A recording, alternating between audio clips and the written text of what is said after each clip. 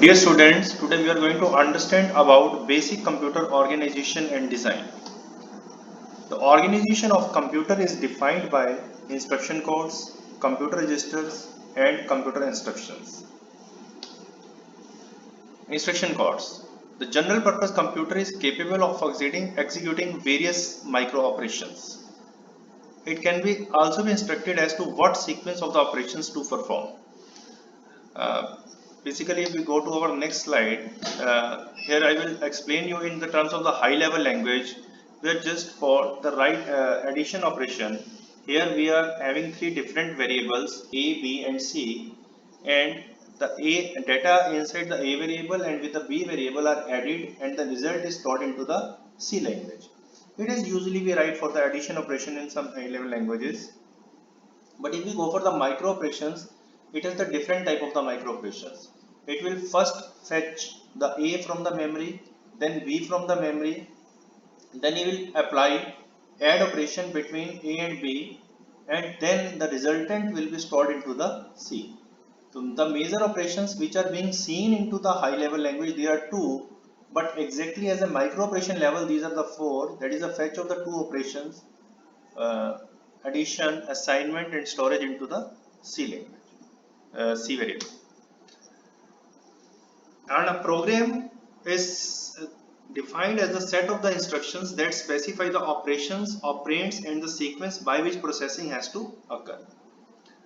In general, we write the programs. We have understood the languages in our previous semesters also, and because whatever the operation we perform on the data, just like the addition operation in my previous example, operands, the data itself, A, B and C are the operands in this particular program, particular instruction, and the sequence. Whenever we are having a multiple sequence of the instructions, then it is known as the program.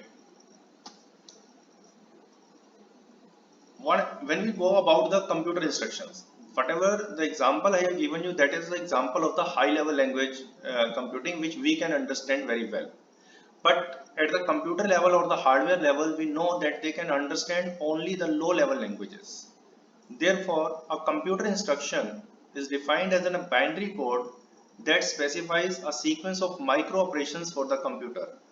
I have just explained you what the micro operations are. Then the instruction codes together with data are stored into the memory. Now, it is another important thing that since instruction codes have to work on some data items, therefore instruction codes as well as data both are stored into the computer memory. And control interprets the binary code. Whatever the things are being written into the binary code, the control basically check what exactly has been written, what type of the operation is there, and where is the data available into the memory, and proceeds to execute the issuing a sequence of the micro operations. And according to the binary code, whatever the instructions are there, right, the control issue the sequence of the micro operations for the execution of those particular instructions. Then and we can also say that instruction code is a group of bits that instruct the computer to perform a specific operation. One instruction code for one operation, multiple instruction codes for the multiple operations. Then we can say for a one single high level language instruction, there may be the multiple instruction codes available. Instruction code has various parts like addressing mode, operand, operation code and address.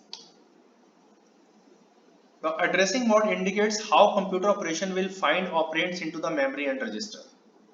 It's like, for example, if I say, yes, I just want to know where is Harish, and one of you says, sir, Harish is standing along with me. That is one addressing mode. You have just indicated where the Harish is because you have made Harish available immediately. Secondly, you can say that, sir, Harish resides in house number 18. That is the one type of the addressing. If I want to know the meet the Harish, I have to go to the house number 18. The third one is there, sir, I don't know the address of Harish, but yes, Girish knows the address of the Harish and Girish resides in the room number 29. So what we have to go? We have to go to the room number 29 to ask the Girish the address of the Harish, then Girish will tell me that the Harish resides into the room number 18, and after that we will go to the room number 18 to get the Harish. So these are the three different type of the addressings what I have explained you to search Harish. Similarly, into the computer system also different addressing modes are going to be used, which we will explain in the later slides. And operand I earlier also explained, that is a data item on which operation is to be performed. Operation code is basically the definition of the operation which we have to implement or the execute on the instruction. Now what exactly is the size of the operation code into the instruction? The number of the bits for operation code depends on the total number of operations a computer can perform. If my computer can perform 8 operations, then I require only 3 bits of the operation code. You see here, for the total n bits for 2 raised to power n operations. If it is 8, then it is 2 raised to power 3, then 3 bits are required. If it is 16 operations are defined into the computer, then 2 raised to power 4, 16, then 4 bits will be defined for the operation code, and so on. And address is the location of the item referred in the computer instruction. Sometimes there has been called that is a relationship between the computer operation and the micro operations. Somewhere they are considered as a similar also. Your control unit receives the instruction from the memory and interprets the operation code. It then issues a sequence of control signals to initiate the micro operations. Right? So whatever the computer operation is there, that is the basic operation which has been defined into the instruction code. But to execute that particular operation code or the instruction code, we have to generate the multiple control signals to initiate the multiple micro operations. Just like what I explained you here, that when we are going for C is equal to A plus B, the first micro operation will be to fetch the A from the memory, then to fetch B from the memory, then add A plus B, then assign the value of the A into the C. There are 4 different micro operations for a single opcode, right? So it is a basic difference between the computer operations and the micro operations.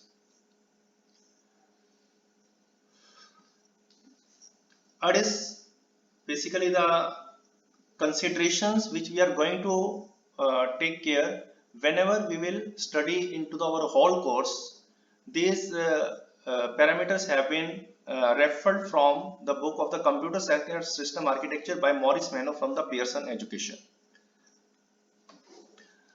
Here in this particular computer under consideration, we are having the memory of the size 4096 words, and each word has the size 16 bits, right? Means the total size of the memory is 4096 into 16 bits. Some portion of the memory is being stored for the instructions, and the remaining operation is portion is being stored for the operands. In addition, there is a processor register also known as the accumulator. There is an instruction, since my computer uses 16-bit words, therefore the instruction size is of the 16 bits, where the first 12 bits 0 to 11 are going used for the addressing schemes, and 12 to 16 the last 4 bits are going to be used the operation code. It will be further subdivided, which will be explained later. And after that, there the 16 bits operand is there.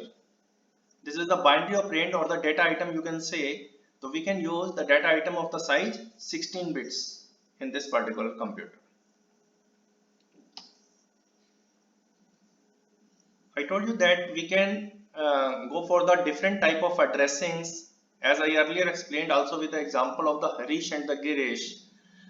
The 3 different type of the basic schemes for addressing the data items is the immediate addressing, direct addressing, and the indirect addressing. Immediate addressing means when the data itself is available into the address part of the instruction. Just like I told you, when I got where is Harish? Sir, Harish is standing along with me. That is yours is the immediate addressing. Alright. For the direct addressing and the indirect addressing, I am explaining with this help of this particular diagram. Here I told you that opcode we shall divide further subdivide into the two different parts. So here once again the 12 bits are for the address part. Now 3 bits for the operation code. To 3 bits operation code means 12 to 14. We can operate maximum 8 operations with this particular instruction, and this particular bit is known as the indirect bit. This 16th bit, which is numbered at the 15 because the counting starts from the 0. If this bit is 0, then it is direct addressing mode, and if this particular bit is 1, then it is the indirect addressing mode. Now we shall understand exactly how the operands are fetched using the direct addressing and the indirect addressing. In the direct addressing, just see here, suppose at the memory location number 22 there is an instruction is stored. This is first, the most significant bit is the 0, which indicates that the direct addressing scheme has been used. 3 bits have been used for operation code, that is the add operation. It means we have to add the operand with the accumulator, and 457 is the effective address of the operand from where we have to fetch the data. So from here what it understands that this is an instruction which is using the direct addressing scheme for add operation with accumulator to be data stored at the memory location number 457. So first what will we go? We will go to the instruction number memory location number 457. From there we shall fetch the operand. We shall add this into the accumulator and store the result. If there are the other instructions are there, then it will go on for this particular operation. This is basically for the operation code. If next instruction has a different operation, then this plus will be replaced by that particular operation symbol. But when we go for the indirect addressing scheme, suppose at the memory location number 45 there is another instruction is being stored which has indirect bit as 1. 1 means indirect addressing scheme is going to be used.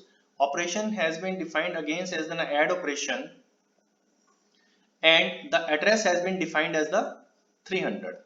Now this 300 indicates that at the memory location number 300 there is the effective address.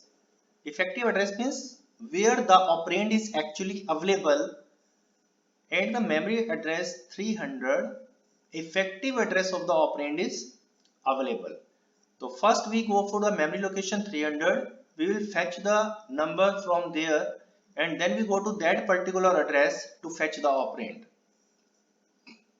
One step ahead. Now once the operand has been fetched, after that the execution is same. It will add the components of the operand with the accumulator and go for the next instruction. Understand?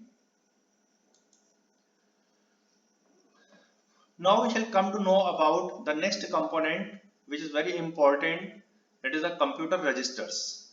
Computer registers are also known as internal processor memory.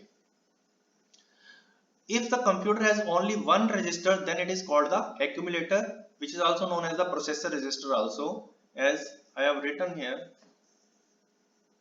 This particular accumulator where all the because adder and logic unit is going to communicate only with the accumulator.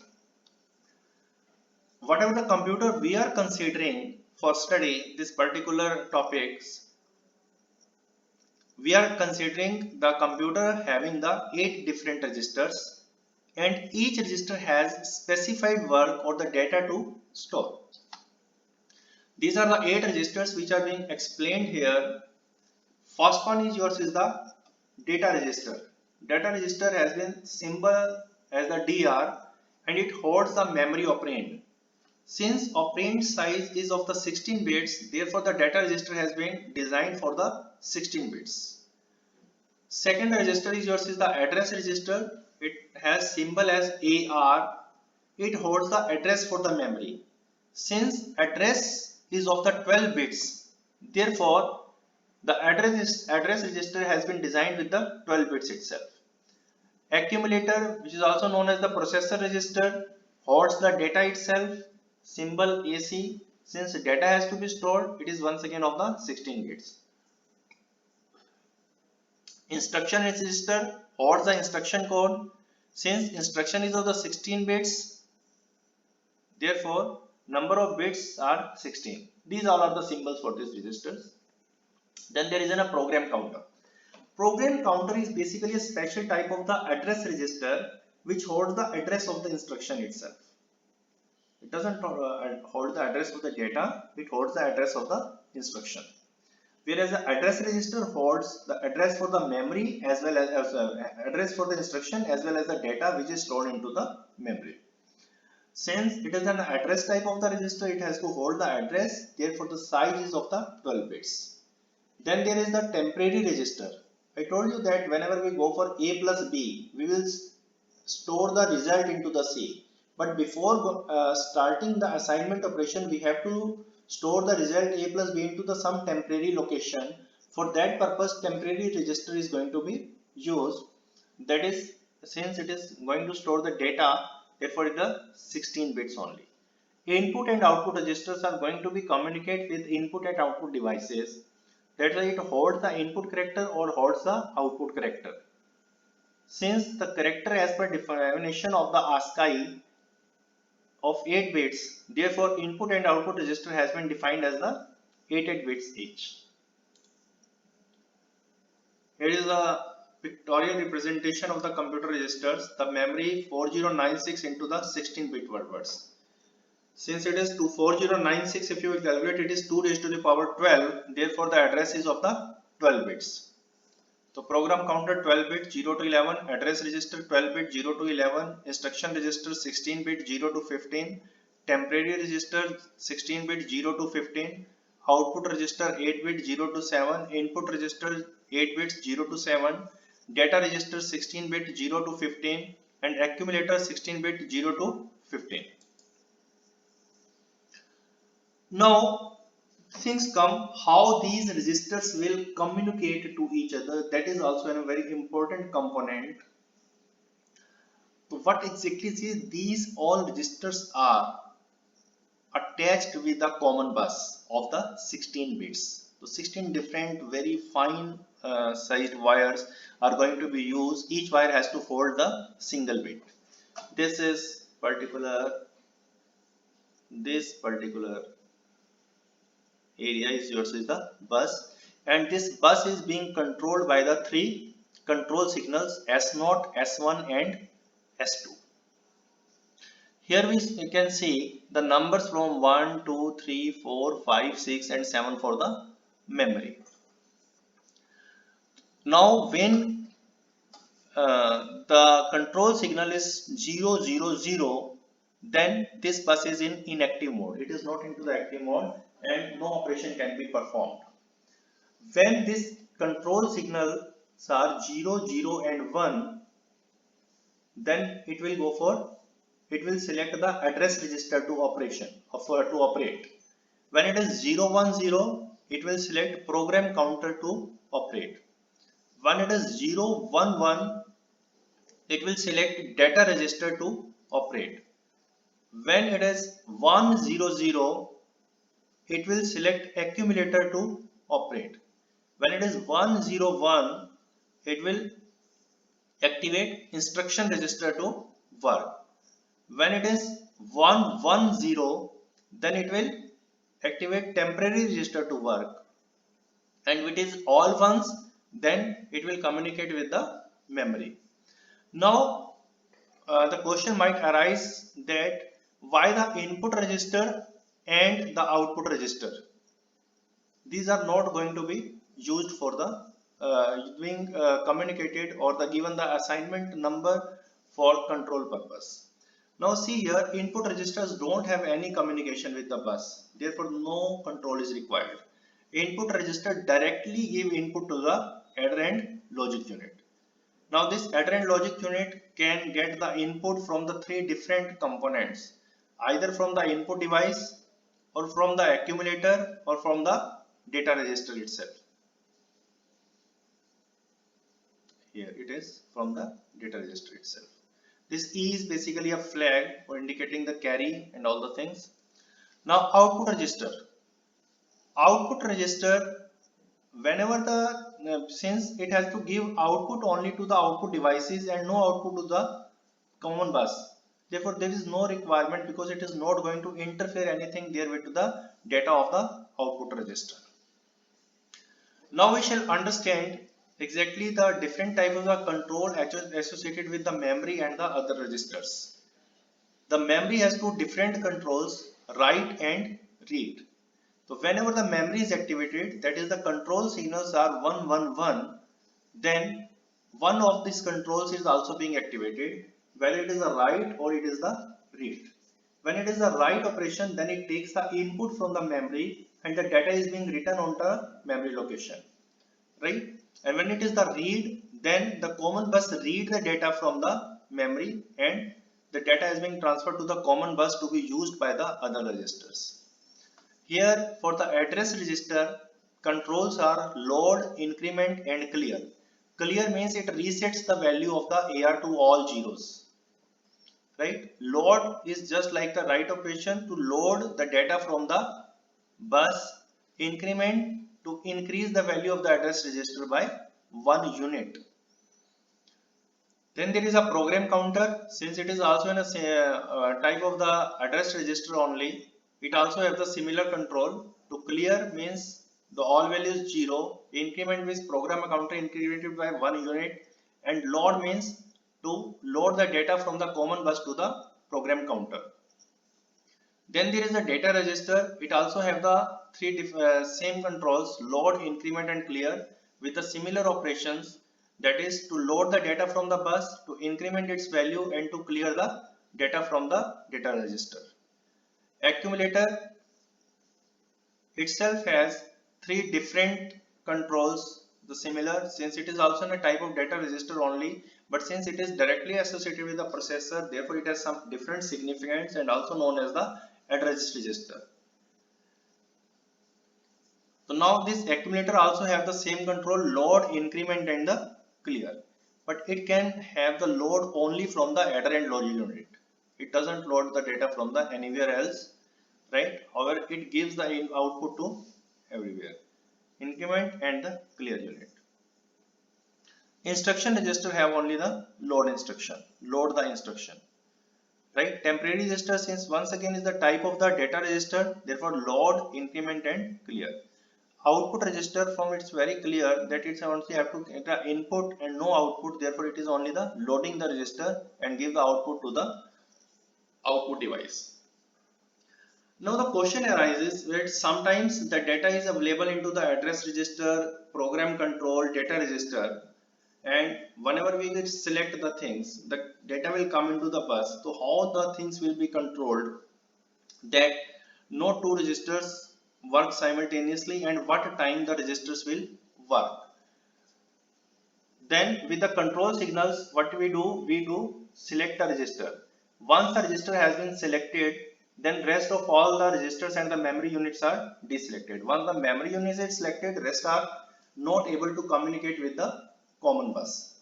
In that case, the clock transition, what we have studied earlier also into the sequential circuits, clock is of two different types, that is the positive edge triggered clock and the negative edge triggered clock. When there is a positive edge triggered clock, then when the clock transit from the 0 to 1, then communication is feasible. And if there is a negative edge triggered flip flop, then when the clock transit from the 1 to 0, then the communication can take place. So that's why it is the fraction of the time when the register or the memory unit can communicate with the bus. The rest of the time that data is going to be used for the transfer purpose from the one location to the another. Suppose for example, if we go for the particular instruction example only, C is equal to A plus B. So what it will do, it will first fetch the operand A from the memory. then what will happen? The control signal will be set to the 001 and address register will be selected. This address register, and after that, from this address register, the data will be transferred, or the address will be transferred to the common bus, and this address will communicate it to the memory unit also for the fetch operation.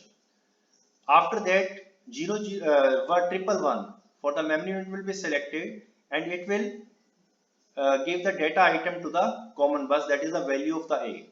Similarly, that will be for the B also, again 001 and then 111. Now the data items A and B will come there. After that, the add operation, the program counter will be activated, that is 010. It will give the address of the instruction to the bus. That instruction will be fetched and the data will come out from the memory unit. Then the add operation, from the instruction itself the data will be decoded, which we will study exactly into the next lectures in the instruction cycle, how these operations will perform. It is just an example. Basically, I just want to give you that how these address registers are going to communicate with the real life programming what we are interacting with. Because whatever we are doing at the high level languages, that is a very simple things, but whenever we go for the system level, the things are very complicated. Whatever we write here, just like C is equal to A plus B is a very simple instruction, it is going to divide it into the 4 different micro operations, right?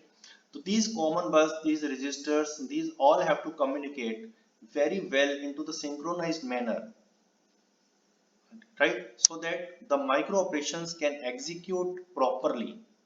That's why this clock has been used. That is in a timing control, because whenever we go to talk about the control unit, we also we usually say that is in a timing and control unit, because it controls, it generates the control signals as well as it controls the timing also, from where the data has to be retrieved and when data has to be stored and when the operation has to be performed. All these things happen only during the clock transition.